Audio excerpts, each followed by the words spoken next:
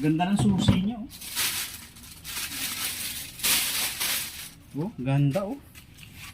Ganda ng susi.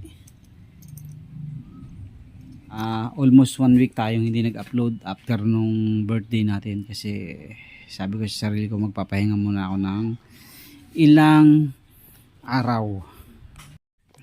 So kaya nagpahinga tayo at hindi muna tayo nag-upload ng 1 week para refresh kasi almost 2 years na yata tayo na daily upload talaga.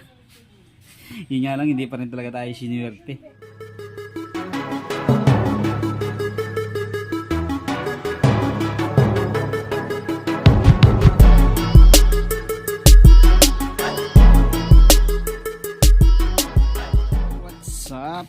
What's up mga kaduwit. Meron nag-order sa ating tropa ng top box.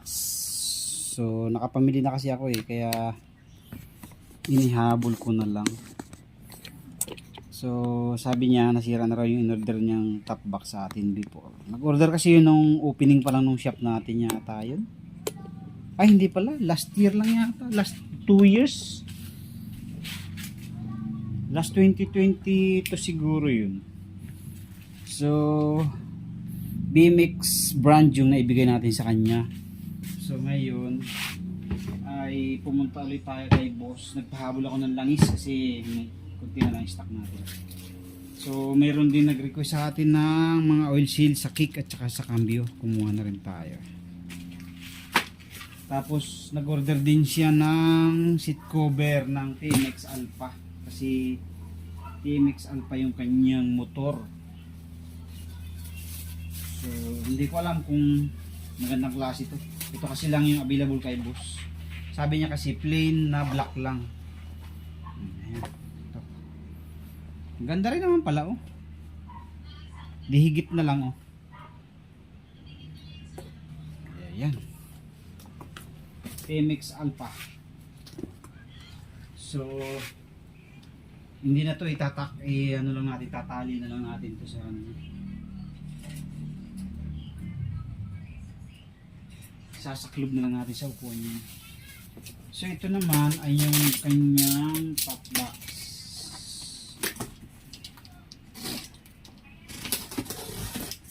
Makadalian na itong bili ko kahapon kasi pagsundo natin ginabi na tayo.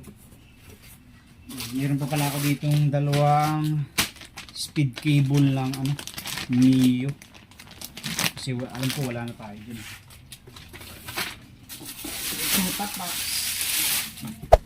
Hey there, subscribe to my channel and also press this bell icon.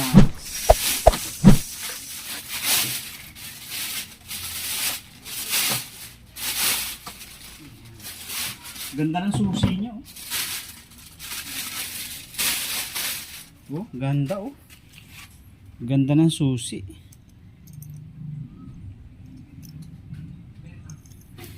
Ganda ng design. Yes.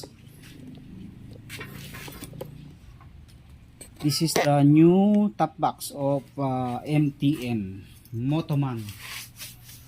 MTM pala, Motoman. Ganda, oh.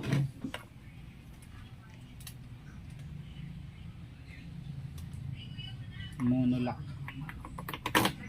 Ganda.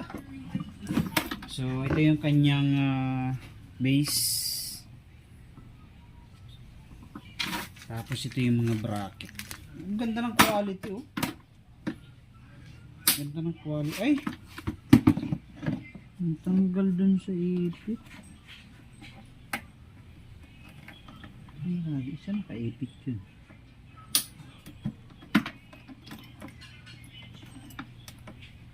Sadyang ganun lang pala. Pag sinara mo may spring siya. Okay, pag binuksan mo okay.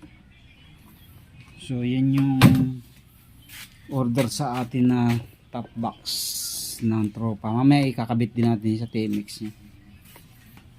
Dadaanan daw niya mamaya. Pipicturean ko tapos sisend ko sa kanya.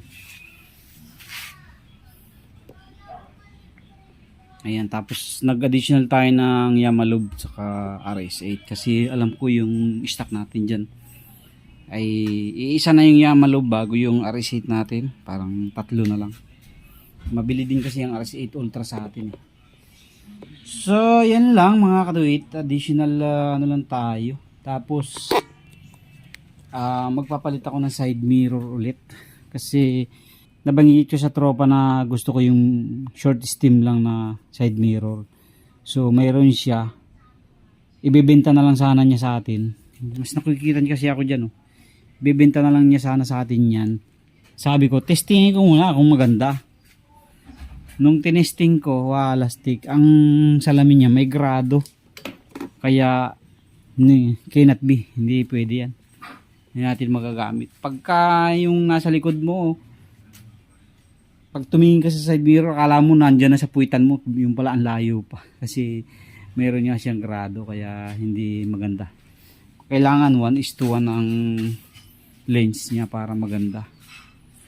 So papalitan natin niya ng bago ngayon. So ito nga pala yung pinalit nating bago nating visor dito sa NMAX natin. Nagagandahan ako. Cute siya. Palitan natin ng bago yan. Balik natin yung luma nating side mirror dyan. Ayan. So, yun lang. Thank you very much. God bless po sa inyo lahat. Maraming salamat sa inyo pag-suporta at panood sa ating mga video.